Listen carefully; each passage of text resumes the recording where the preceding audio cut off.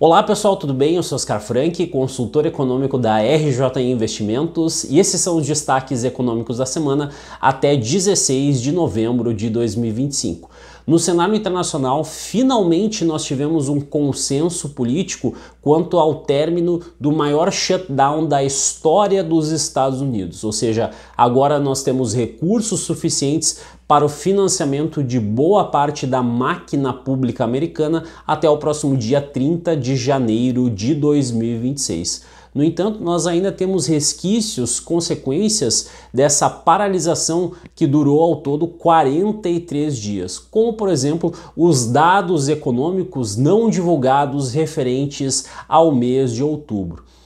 Até porque a coleta desses números, dessas informações, ficou prejudicada. Inclusive, nós tivemos uma manifestação oficial da Casa Branca aventando a possibilidade de que esses números nem venham a ser divulgados, o que naturalmente traz maior incerteza quanto ao atual estado da economia americana. Nesse sentido, alguns membros com poder de voto a respeito da política monetária americana, dirigentes do FONC, defenderam então a manutenção da taxa básica de juros nos Estados Unidos, o que acabou gerando uma reprecificação com relação às apostas para a próxima reunião no mês de dezembro, ou seja, agora nós temos basicamente um equilíbrio de forças, né? Ou seja, meio a meio em termos de probabilidade,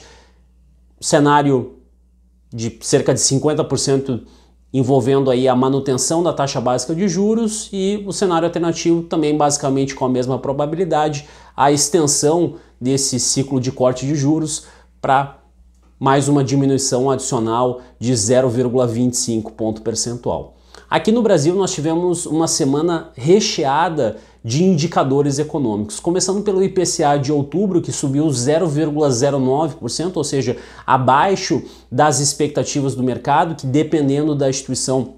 gravitavam em torno de 0,14%, 0,15%. Essa surpresa positiva decorreu em boa medida por conta de alimentação no domicílio e também dos manufaturados, e a parte dos serviços no mês que acabaram vindo em linha com as expectativas, considerando então o núcleo dos serviços, os serviços subjacentes que são obtidos através da exclusão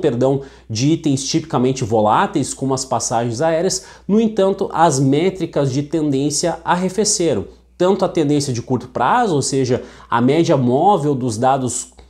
com ajuste sazonal trimestralizados e também em ritmo anualizado, e também a variação anual, ou seja, aí uma métrica de uma tendência um pouco mais longa. Então tivemos uma evolução nesse sentido, muito embora então essas métricas ainda permaneçam pressionadas, ainda estejam bem acima aí do valor da meta de inflação, que é de 3%, e isso naturalmente suscita preocupação da parte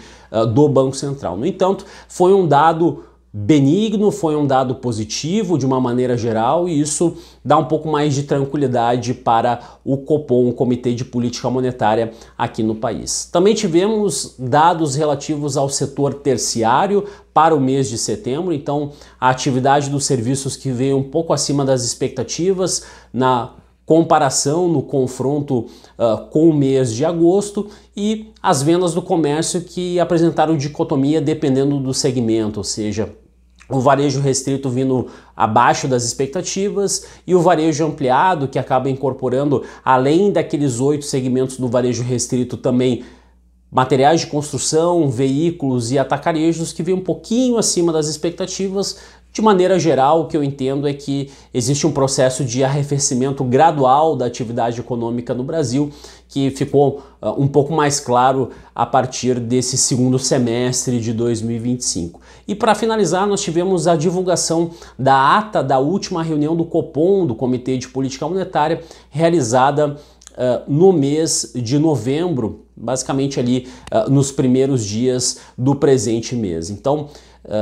de uma maneira geral, o texto, no meu entendimento, trouxe um tom um pouco mais suave, um pouco mais dovish, que fica bastante explícito, que pode ser concatenado, sintetizado no parágrafo 18 do documento.